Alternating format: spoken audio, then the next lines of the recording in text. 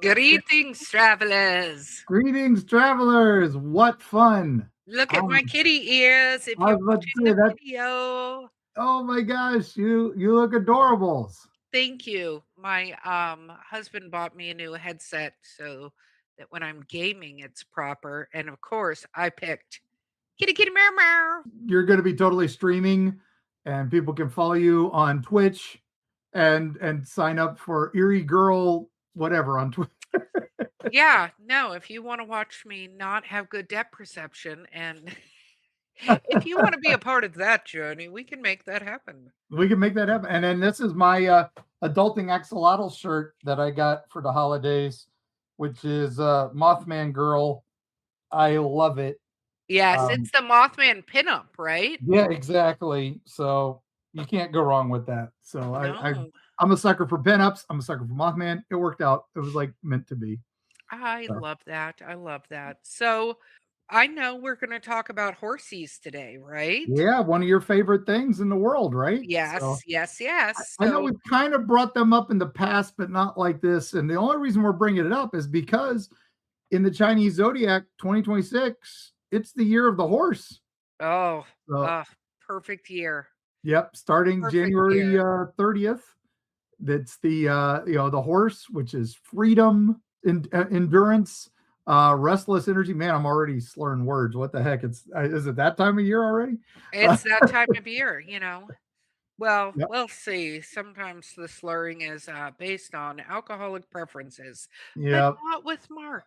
So, Eh, okay, where are yep. we But heading? basically, well, first off, on Chinese New Year, those born under this sign for this year are said to be wanderers and seekers and rebels.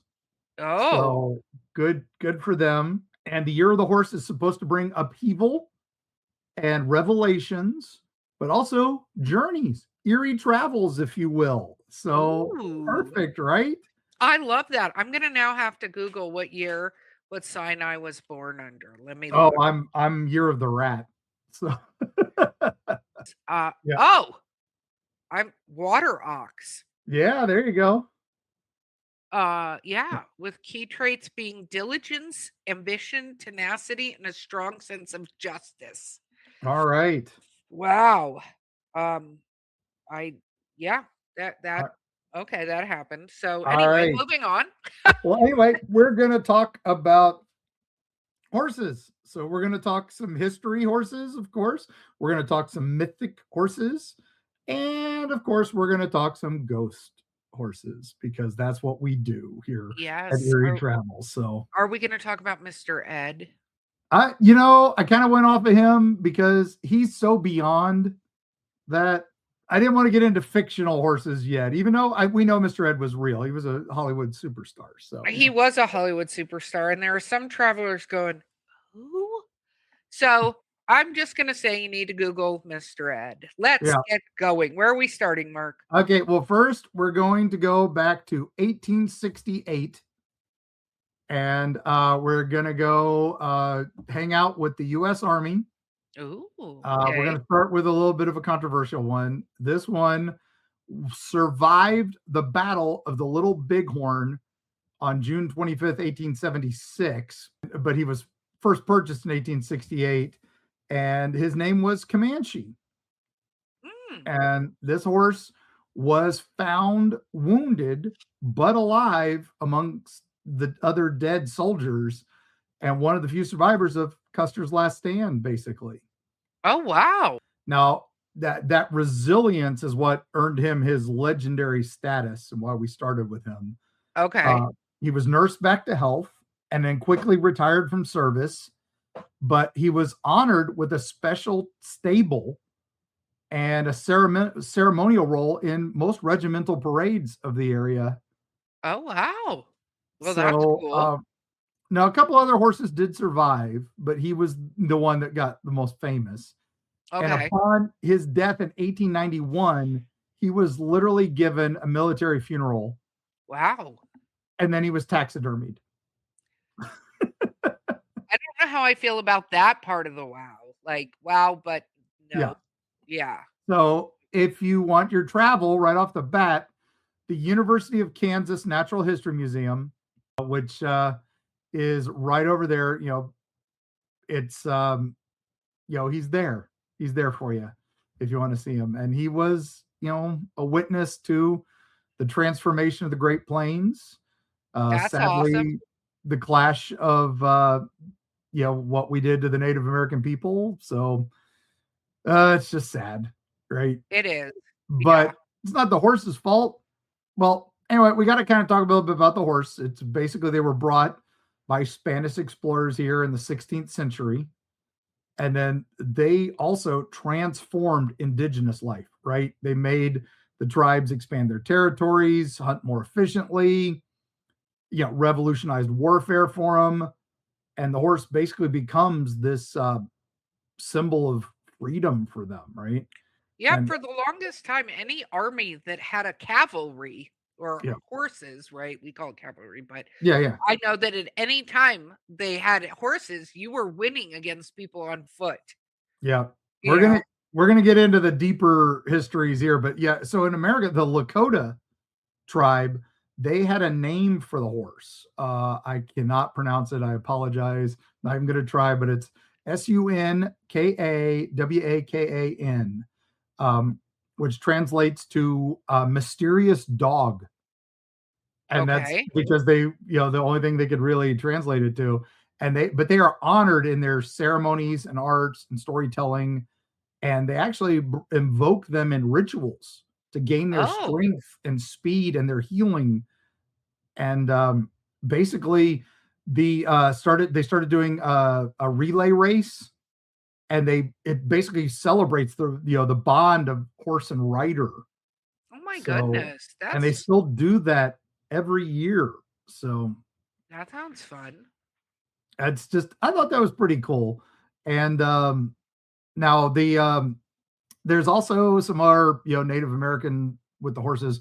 One of the Appaloosa breed was bred by Nez Pierce, and also the American quarter horse was favored by the Plains tribes, and those are still around to this Oh, day. yeah. They're still run by that. So, it's an amazing. It became a spirit animal and all that. Now Well, it's the one of the best companions too that you can have. yeah, I mean, now the Lakota chief, Crazy Horse, he was named after a vision his father had of a horse appearing to him. And Well, that's so, cool. yeah, sacred vision and, became his ally. So, all right, we're going to go on to my next controversial legendary history horse. I'm starting with those get them out of the way, right? Okay, So, what's the next one? but he's actually one of my favorite horses from history. His name is Traveler. All right. Okay. Traveler is actually one of our first spectral steeds here. So, but he was this Oh, iron gray warhorse, and he was ridden by a Confederate General, Robert E. Lee. okay. He was born in 1857, somewhere near Blue Sulphur Springs, Virginia. Now, he was famous for his speed, his strength, and his courage in battle. So, Oh, Lee gets him in 1862, 5 years old, and those two were inseparable throughout the Civil War. So all the bloody battles from Second Bull Run all the way to Appomattox, Traveler was there along with General Lee. And he was basically Lee's companion, right? And he actually wrote about him so much in his diaries and his journals that Traveler is infamous through history. Now he actually, after the war, Traveler went with Lee to the Washington College okay. where he'd still taught, and his horse was there. And Lee put a comment in because college students would constantly pluck hairs from his tail for good luck. And because he never was injured in battles, never, he was in all these battles and everything was fine. And Lee joked that he looked like a plucked chicken. So now Lee dies, but during Lee's funeral procession in 1870, Traveler was the one walking behind the casket, his saddle draped in black, with the empty boots for the lost rider. Oh, Uh, wow. yeah, crazy. Now, months later, just a few months later, Traveler died of tetanus. He stepped on a nail.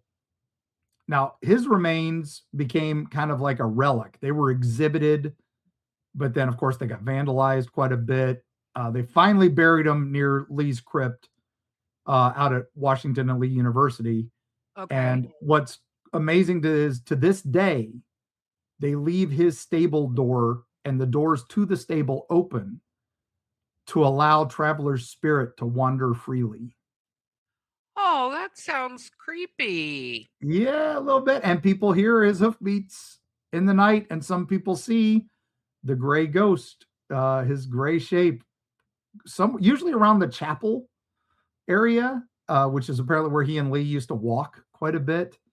Interesting story, right? A little bit of It Confederate is, history, and but definitely an homage to get your tetanus shots. yeah. And there is a great book called Traveler, written by Richard Adams, and it's basically the Civil War from Traveler's vision. So it's written as Traveler writing the stories. So it's, Oh, I love that. That's yeah, fun. that's a pretty good one. So okay, well, we got to go to the other side. General Grant, Okay. he had a great horse too. His horse was Cincinnati. Like Great as in name for it. Ohio? That as like it is in Ohio. Yep. Okay. And he was gifted this horse in 1863 after the Battle of Chattanooga, which we wrote Ooh, about yes. in Dark Side of the Smokies, available to find bookstores everywhere. Yes, yes. Now, Cincinnati was chestnut colored, Okay. stood about 17 hands tall. So, for those of you who aren't familiar with horse heights, it's hands, not feet. They're a little different. So, he's not 17-foot tall, 17 hands tall. About That's still a pretty big pretty horse. big horse. Yeah. And he was sired by a horse named Lexington. Ooh. So, and supposedly one of the fastest thoroughbreds in America. And he actually rode it during the whole overland campaign of 1864 and the final push against Robert E. Lee. And only two other people were supposedly ever allowed to ride Cincinnati besides Grant. And who One was was that? Admiral Daniel Ammen, who didn't have his own horse at one point and needed one for a ceremony. And the other one was President Abraham Lincoln. Oh, So wow. now, the Grant's son Frederick, in his biography of his dad, mentioned that his father called Cincinnati the finest horse he'd ever seen or had the pleasure of riding. So Oh, now, that's nice. that's nice. Grant had a couple other horses that not as famous. One named Egypt, and then one named Jefferson Davis, who was a captured Confederate horse that he kept, named after the president of the South. And then Butcher's Boy, one of his early mounts before he got into the war and did the first few battles of the war. So pretty Yeah. cool. I feel like he had cooler names with those first Yeah, horses. I I agree. I will say this, I just learned Mhm. that a hand in horse measurement is equal to 4 inches, So there you and go. you go from the bottom of the hoof to the top of their shoulder. That's Yeah, how you measure how big a horse is, and, this is based on, something that was standardized by King Henry VIII Henry VIII, I am. in Yep. 1541. So talk about going in the Wayback Machine to find out why we call them horse hands. Okay.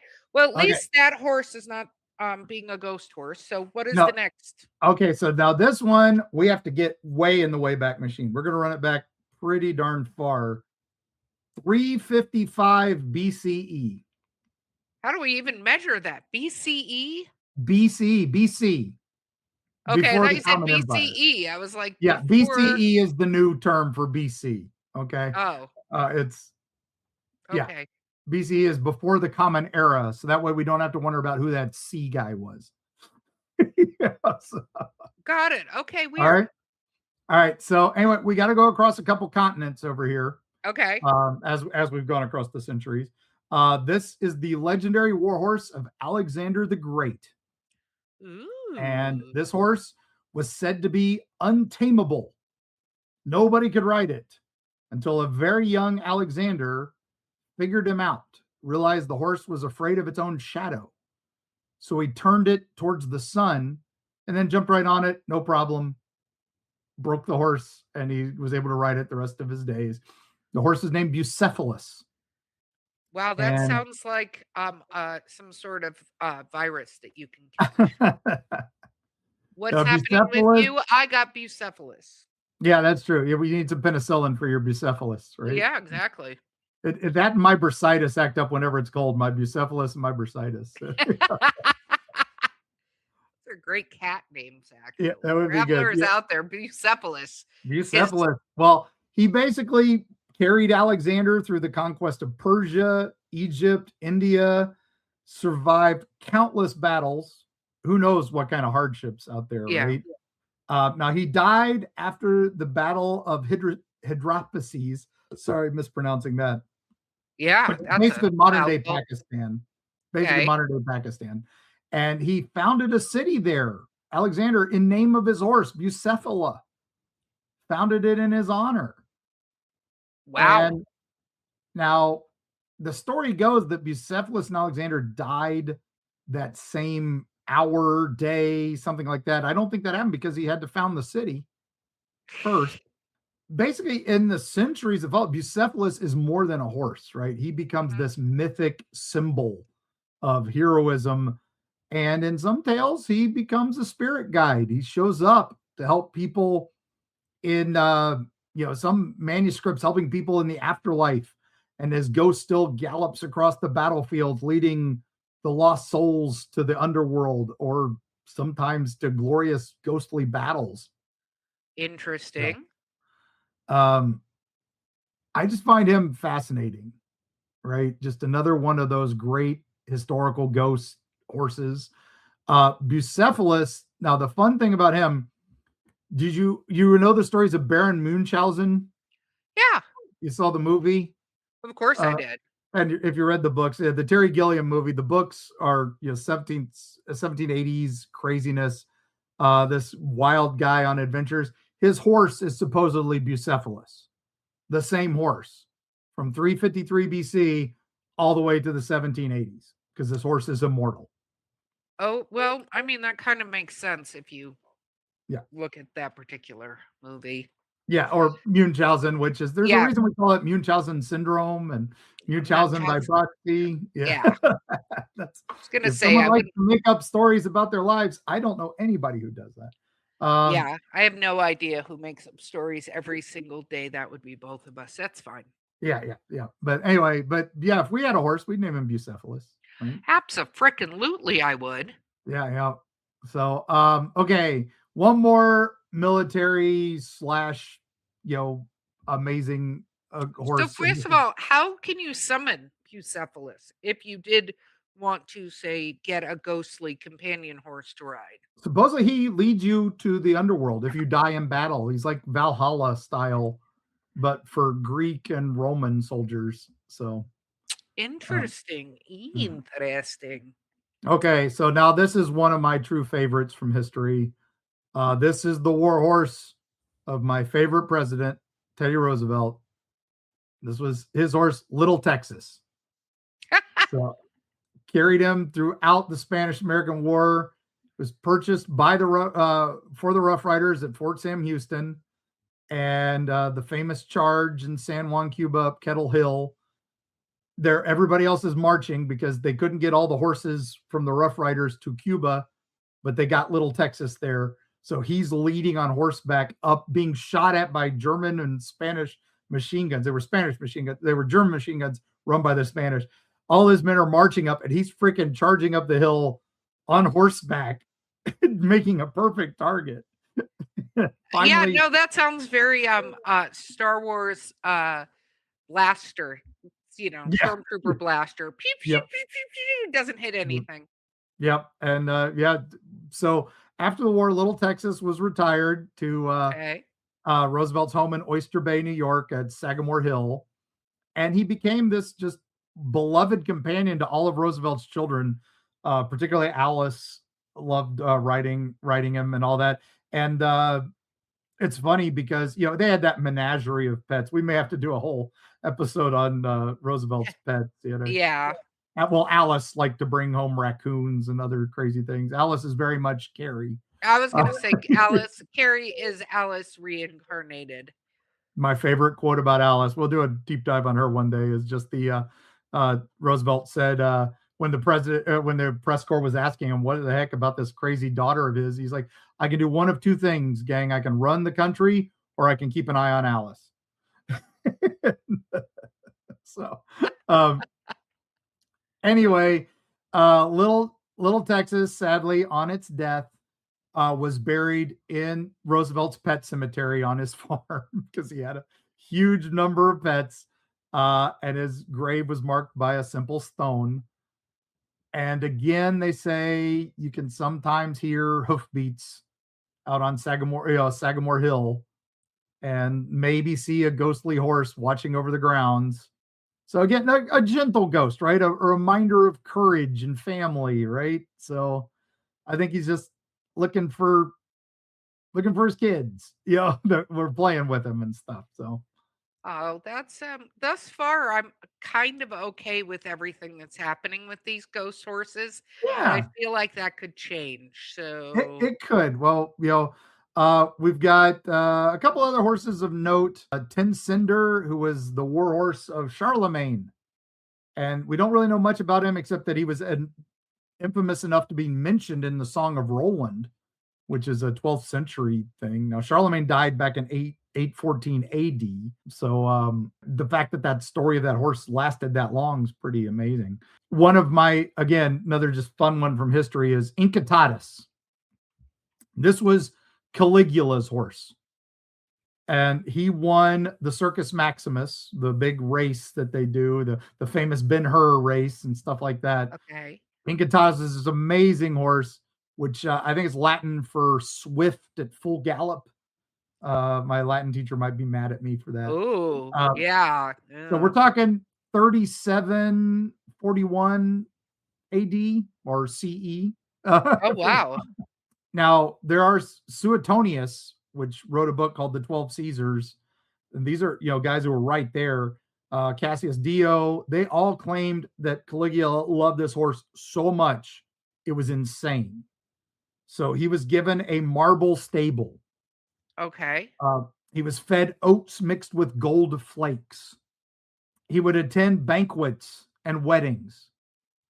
And they gave him a purple robe of a senator. And there were rumors that Caligula made him a senator as a joke because he hated the Senate so much.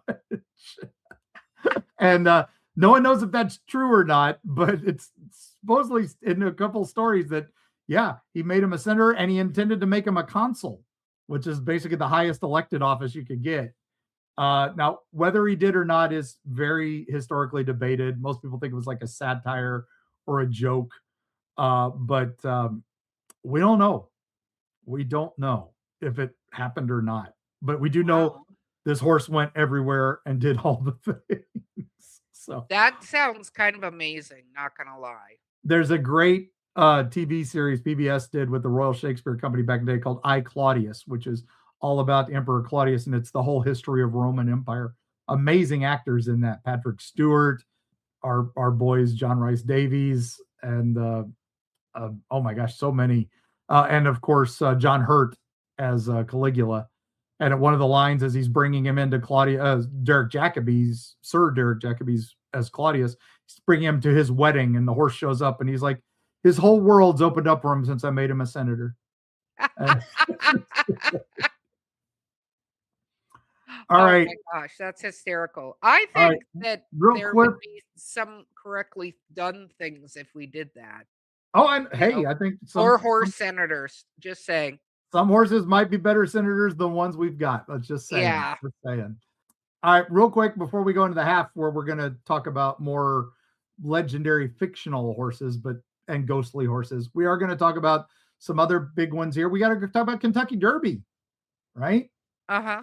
And so, Native Dancer, he Okay. was known as the Gray Ghost, foaled in 1950 and won 21 of 22 of his races. And Wow. that gray coat, gave him that name, the Gray Ghost. Now, in 1953, he lost the Derby by a head, just that close. But his legend was huge. And people say at Churchill Downs, where the Derby is, that you hear his hoofbeats because he's trying to beat that last race. And Great. So yeah. I'm never going to the Derby because there are ghosts there. Good. Oh no, it's the most exciting 2 minutes in sports. Come on. So that's what they say. So Secretariat, probably one of the most famous Derby winners, won in 1973. Yeah. Record-breaking run under 2 minutes, 1:59:40, and it's almost described in supernatural terms because it was so fast.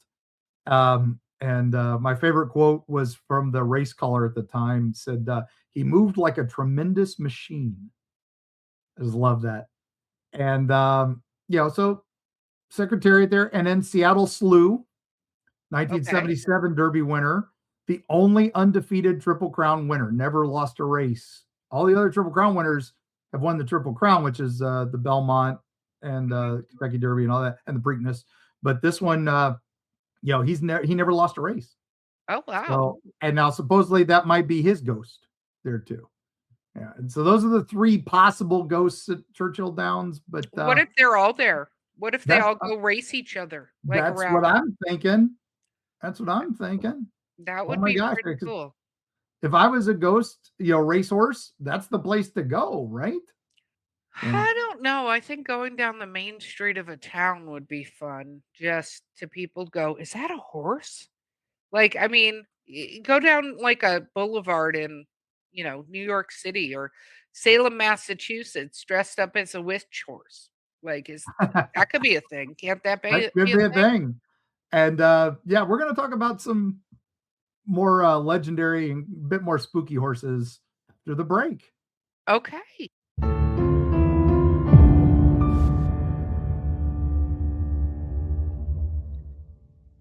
Prepare to be devoured. The Wolves of Wharton is a 6-part complete book series by Eerie Travels producer Bo Lake. It has been called dark and visceral, steamy, dramatic, and a fresh take on the werewolf mythos. If you like action, adventure, a large serving of body horror, and some steamy relations, the Wolves of Wharton series is for you. Pick it up wherever books are sold or at linktree.com/bow__lake.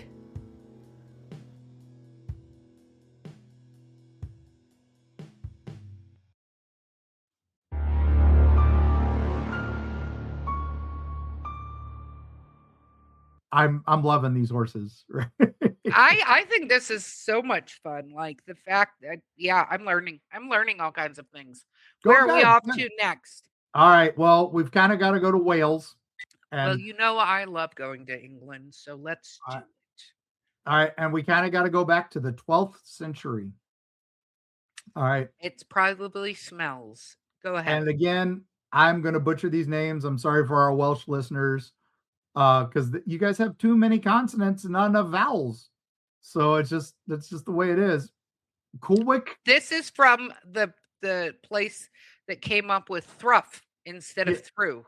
through. Yes. Okay, Yeah. just to make sure that when they're judging us, Yeah, that's true. That's true. yeah, we're But worse. yeah, So, no. We butcher the language ourselves. Yeah. So yeah. Colwick and Olwen mentions this is his Welsh tale, and they mention a horse named Lamrey or Lamrey, Lamrei, and this was a mare that supposedly hauled this monster, this thing called the Affonk, from Lynn Balfog in Wales.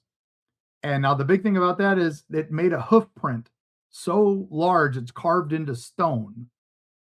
And this is supposedly the one of the horses of King Arthur is based on. Oh. And that hoof print is still there and still linked to the legend. And that is your travel for this area. Now the story, according to most King Arthur's, his horse name is Hingroen, and again maybe Welsh, and it was supposedly carried him into the Battle of Camlan, where he fell, and supposedly carried his remains away so that he could go to the saint and take off from the battlefield. Now, some versions of the story, his name is Palefroy, the name of Arthur's horse, but I think that's more the medieval French adaptation of it. So, Yeah. and and of course we got to go with the knights. There's a couple of them that have names of their Okay. horses. Go Sir for it. Gawain's had a horse named Gringolet, where the Gringlet? Gringolet, it's probably from the Latin Gringori, which is whinnying sound, but Gringolet is probably how it was pronounced with the French medieval tradition. And it was supposed to be this powerful war horse that led Gawain into the arrival and helped him find the Grail. Oh, good. Um, Have you seen the Grail? Yes, it's very nice, but are it's they very nice. It's very nice. Now there's a few other Arthurian legends that kind of blend with Roland of okay? a knight in Charlemagne's cycle, but he's pretty much linked to Arthur a lot of things. And the horse of Roland's named is Valentif, Oh, I like and that name. yeah, I like that one too. And he supposedly led him.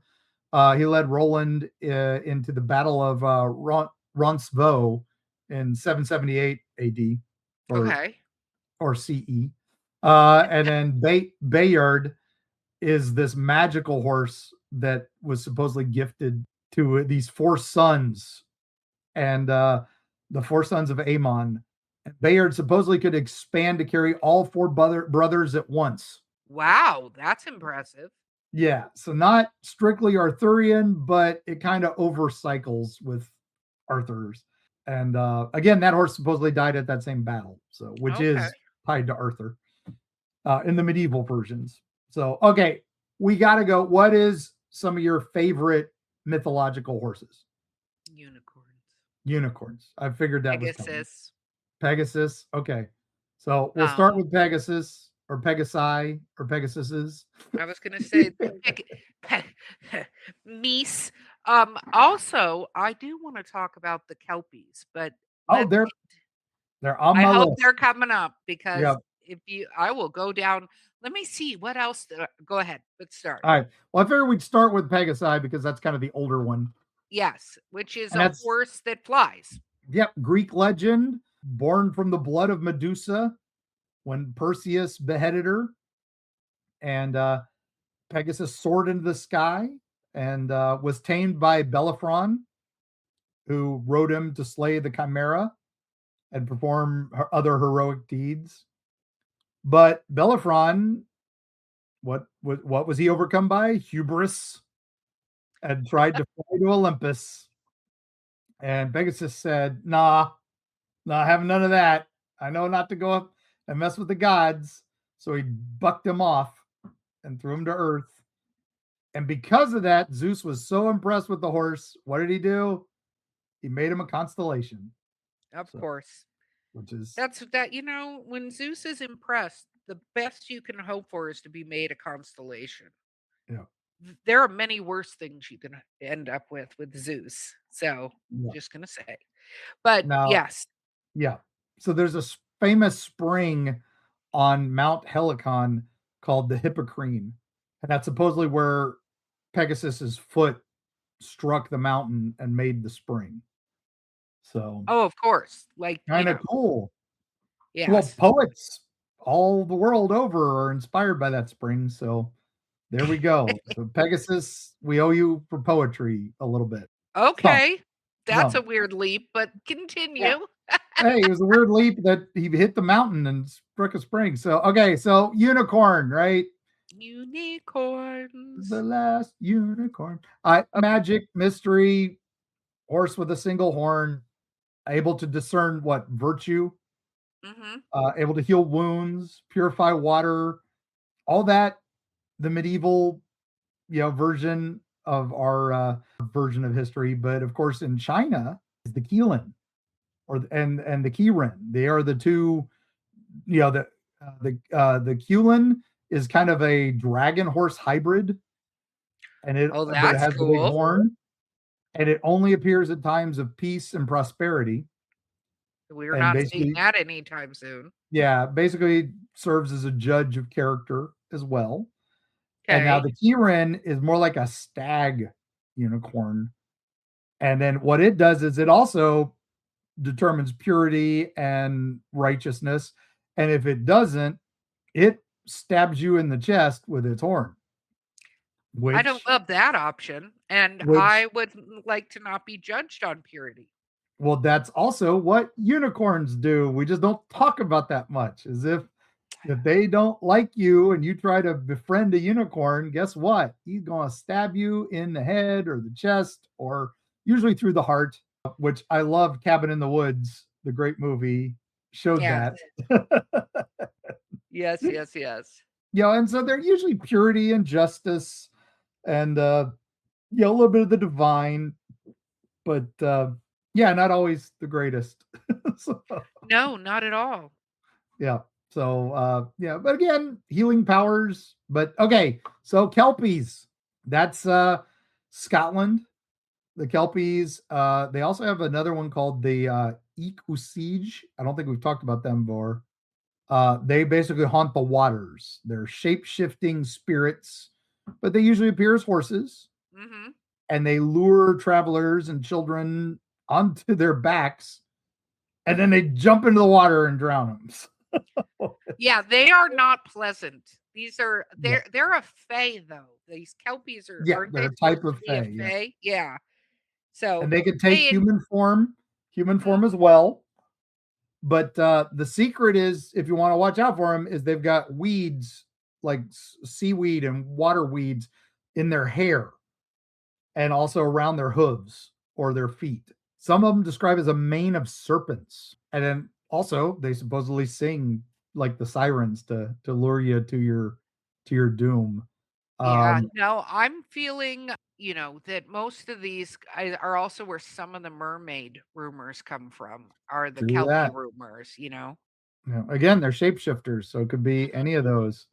My one of my favorite stories is this one had a couple hands apparently entangled on his neck, in the mane. They Mhm. were human hands, and somebody cut them off to get away from them. Cut off So their own hands? yes, couldn't cut through the seaweed, so they cut their hand off. I'm like, that's very Saw, right? Yeah. You Yeah. can't get Well, away.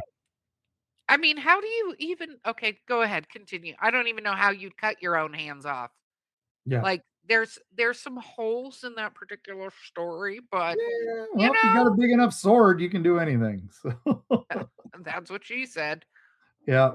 All right. Wow. All right. So we got to go to, of course, Odin's famous horse, Sleipnir, eight-legged steed.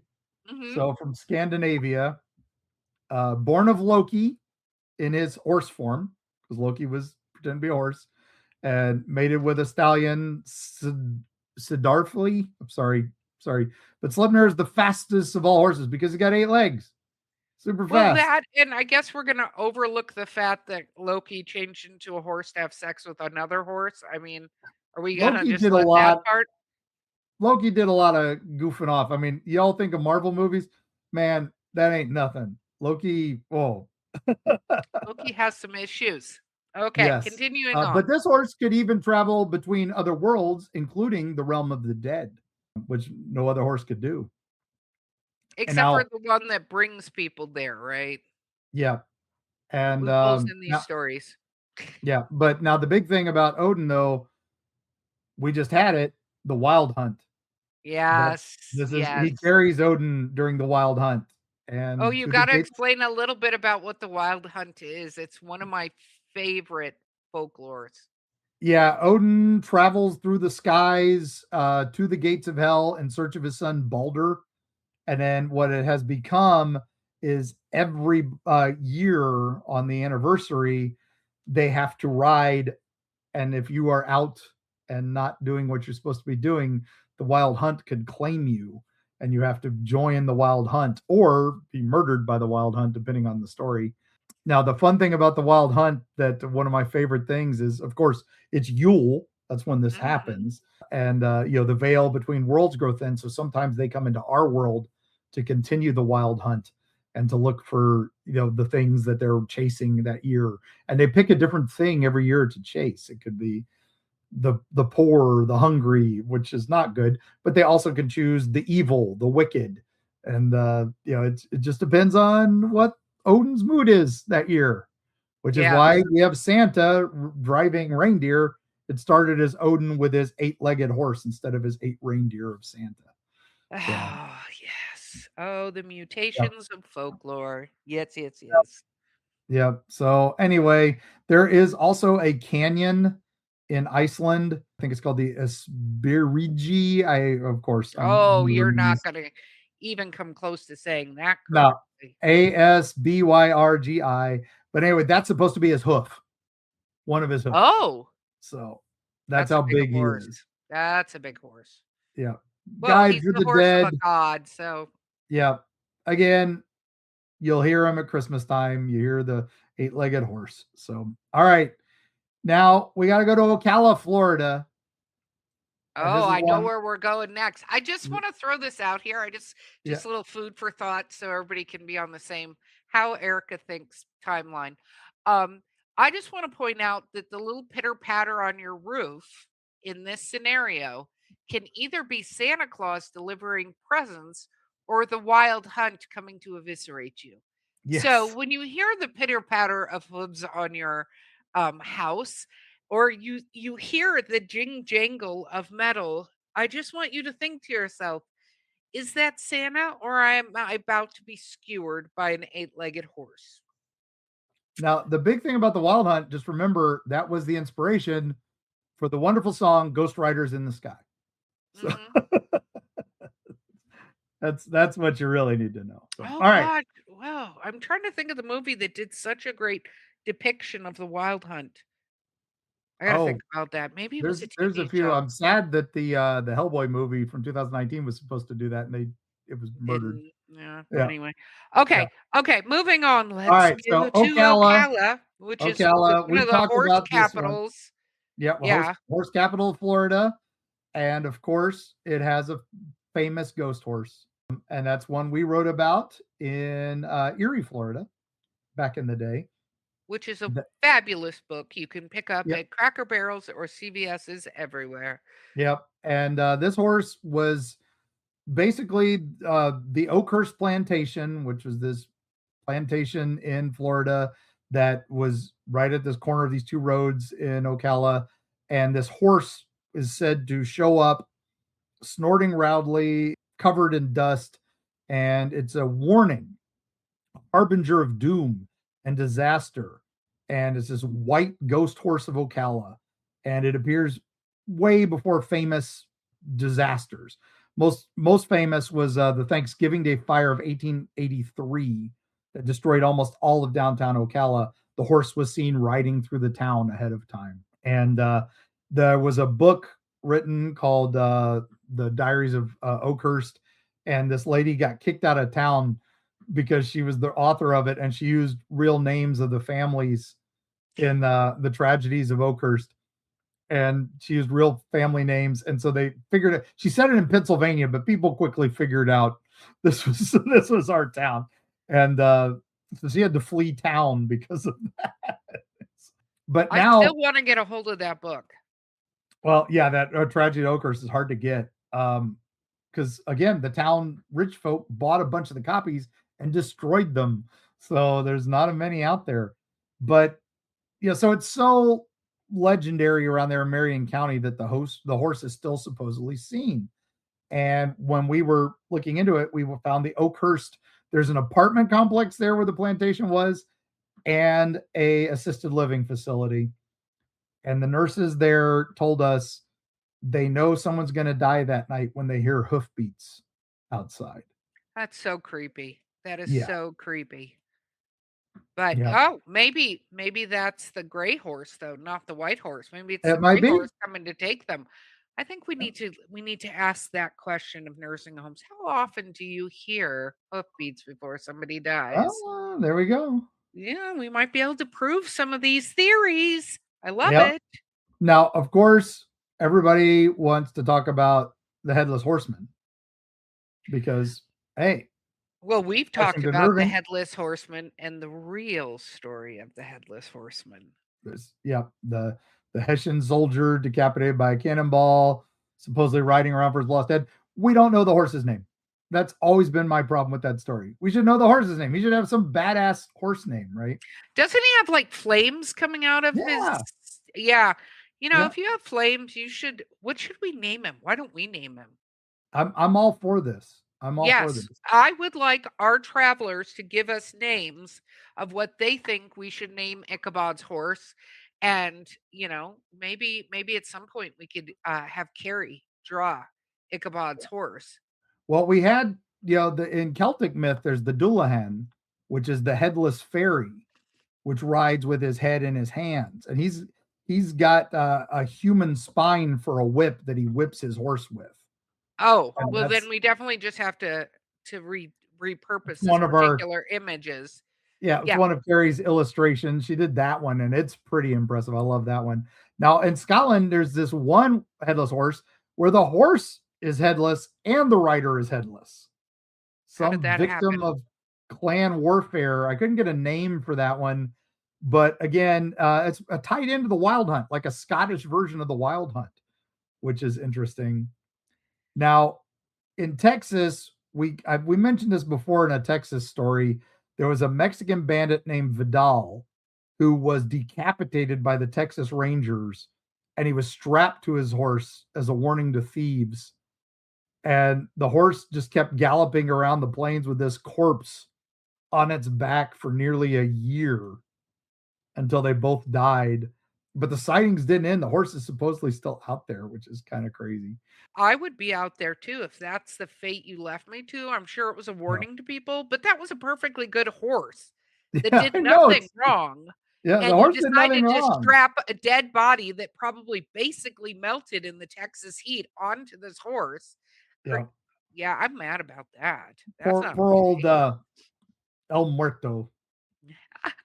But there's a Scottish legend of a guy named Ewan who was decapitated in battle, and both he and his horse supposedly appear. That's on the Isle of Mull. There's some other lesser known ones. Oh my gosh, Hindu has one. I'm not even going to try to pronounce it. Ucchaisravas, Ucrivus, whatever. That's the celestial horse, pure white, radiant, the symbol of abundance and prosperity, and also the symbol of kings. So, uh, and then Apollo, of course, in Greek again, had his chariot, had a fiery steed that brought daylight to the world. So, very cool. Uh, Hercules's eighth labor was to capture a man-eating horse, or a bunch of man-eating horses of King Diomedes, which is the mares of Diomedes. Now they ate flesh and were embodied chaos and destruction. So That sounds terrible. yeah, there's a few other Celtic and Nordic ones that I'm not even going to attempt. But for those who say, "Hey, you didn't mention them," yes, I know the Frost Mane, the Shining Mane, and others. But again, there's not a lot to them. My favorite is, of course, German folklore. There's the Mar, MHR, which is also called the Nachtmar, which is not where we get the term nightmare, but it kind of is. Because Wow. but that's actually there's this famous painting that people say is the nightmare. It's this lady laying on the bed and this white spectral horse above her, but there's this imp sitting on her as well, and that's what it's really about is the Alp, which is a German like creature that sits on your chest. Basically a version for night terrors and stuff That like that. sounds But terrifying. I would not want that. I'll show you the picture at some point. It's a classic. When you see it, you'll be like, "Oh, that piece," because that's that famous.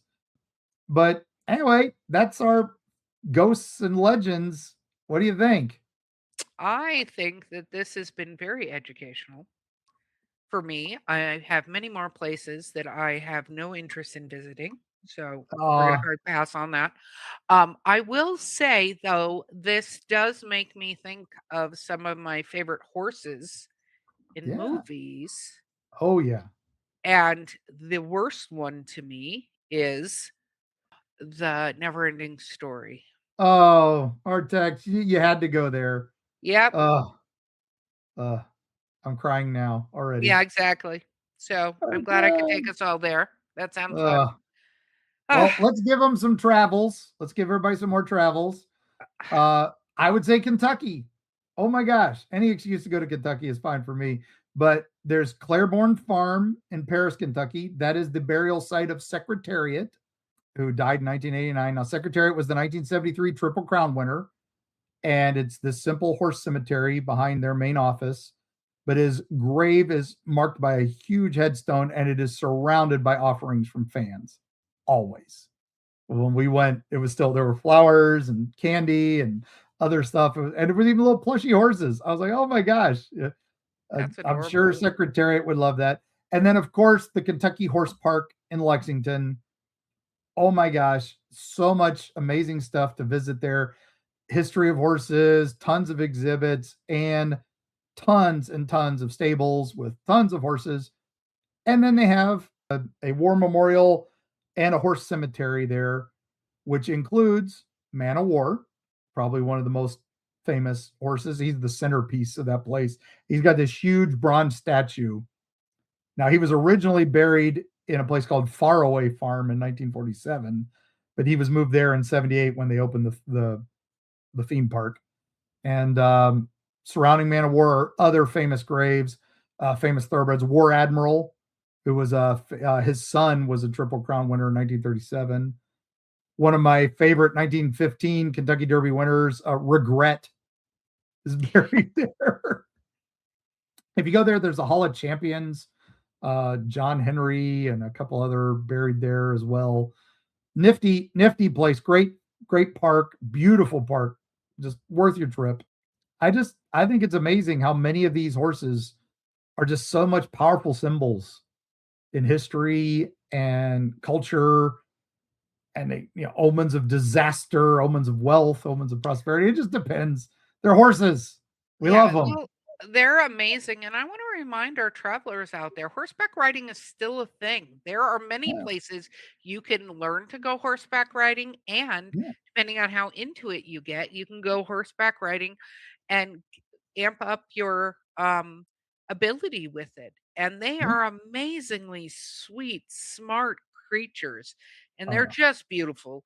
And that's one of the things I'm taking, my little ones to do yeah, is to go horseback riding. I did that when I was a kid. I used to go bareback horseback riding, which yeah.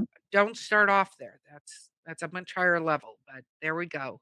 And, we'll put all the links to all the fun places you can go visit where you can see the hoof prints and stuff like that. So, Yeah. Mark, you listed about 40 million travel places, so that will Yeah, so keep your the travelers busy. show notes on this one are gonna be a bit long, gang. So Yes. that's But kind of how it goes.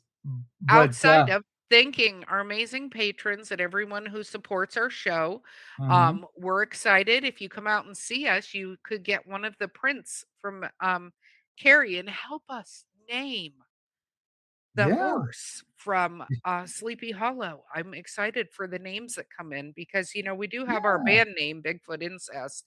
So now we need our Erie Travels horse name. I appreciate yeah, that. yeah. So We need a name for the horse, man. We I need the name for the horse of Ocala and a name for the horse of the headless horseman. So yep. okay, I starting with a headless horseman, maybe we'll have a runner up, but Mark, why don't you take us away? All right. And again, I hope y'all enjoyed this. I love horses. I grew up with horses. My family used harness horses. My dad was a proud owner, and we raced them over the years. There was one named Mark Rodane, was one of my horses, and then Sienna Mark was named after me. Or I was named after him. Who knows? With my dad, it could have went either way. So I've always had a bond with horses, and this was it's the year of the horse. Enjoy it. Take some journeys. Be ready for cultural upheaval, but hey, enjoy the journey. That's what it's all about. All right. So whether you treat horses as omens, guides, or just the mystery of life, come on, these things are amazing, and our bond between them is huge. I took Mark Rodane out for a walk one day and fed him a bunch of donuts. I probably shouldn't have done that, but I was 9 and he wanted them. He was welcome to them. I'm not going to stop a horse that's 18 hands high and could eat me, but I'd rather give him donuts. So we hear these ghostly hooves, we hear these ghostly echoes. Again, it's just memory, it's history.